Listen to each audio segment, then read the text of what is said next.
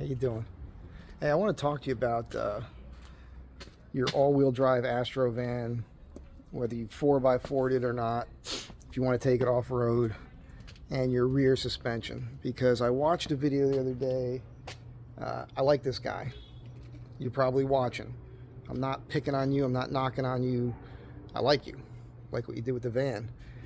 You've got a, it's the, what is it, Love Overland Drive or something? And he was talking about how he put these super kooky thick springs on his Astro van. I only got 8 minutes into it because pretty much everything said was just wrong. And I didn't want to type a comment and blah, blah, blah. I figured I'll just do a video and try to help you guys out. I'm in my parking space where I live here. So you want to be very careful about overspringing your rear end. There's not a frame on this thing, all right? It's a unibody construction. So if you got those super heavy springs, the way that they mount to this vehicle, where they mount, what's happening is you don't have any more cushion. That super strong spring is gonna cause problems with the fasteners where it's connected. I've seen this. I've seen a lot of 4x4s literally fall apart. Frames cracked, body damage, the whole thing because of not having proper springs. I went with an S10 spring. It's just 3+1, and it gave quite a bit of lift to this van. But it's sprung right. And I have this adjusted so I'm about 1 inch higher in the rear than I am in the front. But when I have weight in it, it sits level. That's kind of how you know you got it right. As far as the sway goes with rubbing with your tires, what I did was I went with this coilover spring here. Now, I can't tell you what coilover to buy. And you know that I've got mine mounted higher here.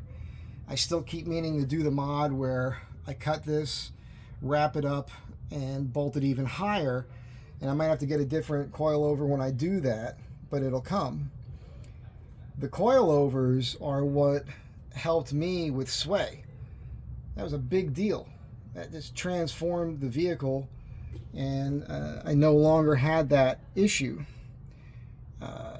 When I'm off camber on the trail, it could do that a little bit more. But what I did was, and keep in mind, I've got a 32-inch tire too, so if you're rolling so much and you have a smaller than 32-inch tire and you're hitting, something else is going on there. You don't have enough lift or whatever. But what I did is I just clipped these corners here on the body. I nipped them and hammered them over. I got to clean that out. I'm probably going to drill a hole there so that'll drain. The other side was more important. I also want to point out something else. You see here, that's from my last trip. That's where your tire will rub. It'll rub up here on the inner fender well. He said something about this thing compressing enough to where your spring hits your frame. It's never going to happen in a million years. The main reason is they're not in a line with each other, so that can't happen. I don't know what he was trying to say. And he was talking about the clamshells not working because they could rub the brake line. No, there's no movement here whatsoever. That brake line could be resting right up alongside that clamshell and nothing's going to happen. This is all hard mounted here. There's no flex between those 2 points. Also, the clamshell has enough room on it where he could have just notched the edge of it. That would have been fine. But it's definitely a mistake to put the... my neighbors think I'm crazy. So it's definitely a mistake to do what he's doing there. I'm nervous for him. As a matter of fact, I'll point this out to you. You guys know what I did here with this exhaust. All right. Now the exhaust is tucked up over the top of this spring. Now, for the people that don't know any better, they would be like, oh my God, you can't do that. What if that compresses? You're going to hit your exhaust. I've done way crazier off-camber, wild stuff than most of you are going to do in your Astro van since I've done this, and there's no problem. It can't really happen.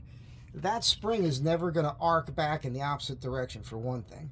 And if you look at the height difference, all right, you can see where this was mounted compared to where the pipe is. It's really not a problem. If I thought that was going to be a problem, I wouldn't have done that. Let me show you the other side here, right quick, because this side wasn't as bad of an issue. You guys know that the Astro van has more of a tendency to want to lean over to the driver's side here. So you can see it better here, I think, if I can get that for you. So I clipped the back side, made a cut, and then I hammered that up. And from here, you don't really notice it. I'm a whole 11 inches lower than the vehicle right now. And then from here, you see that nice little angle there. That took care of everything. And I actually carried a ton of weight on that last trip out to the desert where I was going through miles of boulder fields where you didn't even know you were on a road with no issues. So while I can't tell you, hey, do what I'm doing, I'm showing you what I've done here. Again, it was S10 springs, not overly sprung. It's a 3+1. This thing came with a 2+1. And this coilover system. And I got to tell you, and I also went with greasable shackle bolts. I still get a little squeak once in a while on the other side. I got to work on that a little bit. But remember, 410 gears, posi traction. I had to redo all that. Had to put some used axles in it because mine were worn. I feel like I nailed it perfect, but I don't know everything, okay? So I'm always hesitant about trying to tell you what to do, but I will tell you what not to do, and you definitely don't want to put that much spring on this vehicle. It's going to rattle the thing apart. You're going to end up cracking things. You could tell me that it's been fine for the last 1,000 miles or so. I'm assuming you're mostly doing dirt roads, and that's okay, I suppose. Those springs, even if you put a load and you think that's going to set a little bit, and that might give you some bounce to help with the, I'm trying to think of what the terminology would be. It's basically like with what I have here, it's just right, all right? So if I go off camber, if I hit some bumps, there's a nice little bounce to it, but it's still pretty stiff, a lot stiffer than it was originally. With what is going on, if you've got a leaf pack that's got 4+, that's literally like taking a hammer and pounding on your frame every time you hit a bump, even the smallest bump. Also, I know that he did his engine mounts, and he did the polyurethane, and there was some things he said there that just wasn't right either. I went back to the rubber. You'll see him in his video, and he notices the vibration at idle. Yeah, that's when it happens. You'll never feel a vibration when you're driving. It doesn't work that way. You only feel it at idle. But as that thing's running, even though you don't feel it when you're driving, there's still more vibration happening. And the vibration issue isn't about what you feel. It's about what it's doing to the fasteners and everything else in there. So I ran the polyurethane bushings, and when I finally went in to take them out, I lost, the nuts were gone, bolts were gone. It was crazy. It was crazy. So I went back to the rubber, and I had other issues because we made these engine lift brackets, which is better if you have a lift and you have body spacers. If you ask me, I'll send you Dave's email. He'll find the time. He can make you a set, but you want to lift your engine back up to where it was factory inside the body. That gets your oil pan up off the axle, and you don't have to worry about your engine mounts anymore. You can replace your engine mounts. It's easier to work on them. You don't need to put shims under them or anything. If you don't have a lift, you want to put at least a 1/4 inch shim there, but that is going to lift your engine inside your engine compartment. Finding the rubber bushing is the hard part, the good ones. The good thing about the problem is that those engine mounts are like $6 to $12 a piece, depending on where you're buying them. I literally bought, oh my God, I don't even remember. You guys can watch the videos. I probably had 10 or 12 different ones at different times, and at all of them, I found 2 that had decent quality rubber bushing. And I used those 2 bushings when I put them in. And keep in mind, with the all-wheel drive, those bushings have to be slid back inside the cages a little bit. I'm still talking to myself.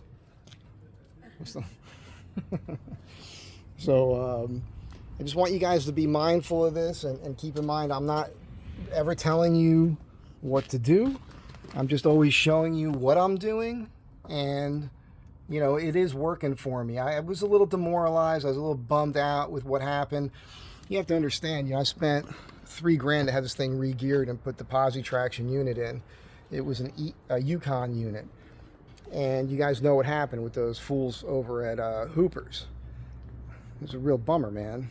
So it cost me another $1,600 to put a Yukon unit in and another set of axles. No more issues, which is great, but I was bummed out about it. And then, you know, the idler arms, I had to replace them, but really it was the one that Hooper's put in that really went bad. And there was something else up here that I had to do, but it's fine. Everything's cool. It actually handled the trail better than I expected it to. So, sorry, I might have been a little bit close to you on the camera lens, and I don't have my mic with me. But this is all working out okay. You know what's interesting? Let me make it so you're not so close to my face. What's interesting is Toyota and Jeep both have CV axles that are designed for a lift. So they're designed differently. They have more ball bearings in them, and then the shaft that connects the two ends has like a piston sort of system in it. So they extend, they lengthen and shorten depending on where you're going. I wish they had that for the Astro van. I'm wondering if there's a way to modify those and make that work, or contact the company, because instead of going with a straight axle, which I still plan to do, that might be a better way to. Those things, I think they're like well, I don't want to say. I think I'm wrong about that. They're probably several $100s a piece. Could be $1,000 for the set of them, but that would still be a lot cheaper than going with a whole straight axle swap, which is better and more heavy duty. But yeah, just wanted to say, don't overspring your rear end. I suppose that applies to a couple different things in life. And when it comes to your engine mounts, consider the rubber. Watch all the videos I did on it. Watch the other videos other people have done on it. Make your own decisions. I know I had factory mounts, and what that guy was showing you were different. And that's what Prothane made theirs based on that cage. I found that that's actually the aftermarket cage. Mine still had the original part numbers on them, and if you were to look it up, the part numbers are left-right specific, because with the all-wheel drive Astro van, that's how they are, because the bushings are slid back further inside the cages. When I first had the engine mounts swapped, we didn't do any of that. 2 days after I swapped them, and I paid a guy to do it at that time, it was a shop in Culver City. 2 days later, the oil pan was resting on the axle again. When I eventually took those out, both of those bushings were pulled back inside the cages. We didn't set them like that. That's how they ended up. When you go down the rabbit hole on it, you're going to find that that's how it is. So that's just another thing. But I guess the lesson here is just be wary of what you're seeing and hearing on the internet. Take it all with a grain of salt. Understand that not all of our Astro vans are set up the same. If yours is factory and you're starting from there, you're better off in a way than what somebody else did before you, because you can see what the factory had and you can build off of that. And yeah, so just be cautious, and love Overland Drive. If you're watching this, not picking on you at all. I like you and I like what you're doing. You seem like a nice guy and nice family and all that good stuff. But think about what I'm saying. I think I know what I'm talking about a little bit with this stuff. Adjust your rear end on that, because you're going to end up with problems down the road. You might not see it right now. You will absolutely have issues. You're going to have issues with your doors, your glass, your sliding door. It's just too much. There's too much strength there. By now you might have figured it out. And for everybody else, it's a cautionary tale. We'll see what happens if you don't change it and you really beat on the truck and take it out a lot. We'll see what happens after 30,000 miles or something, and you know, take a look at the vehicle and we'll find out, I suppose. But I'm telling you, that's going to want to wear your bushings and your fasteners and those mounting points quite a bit. So think about it.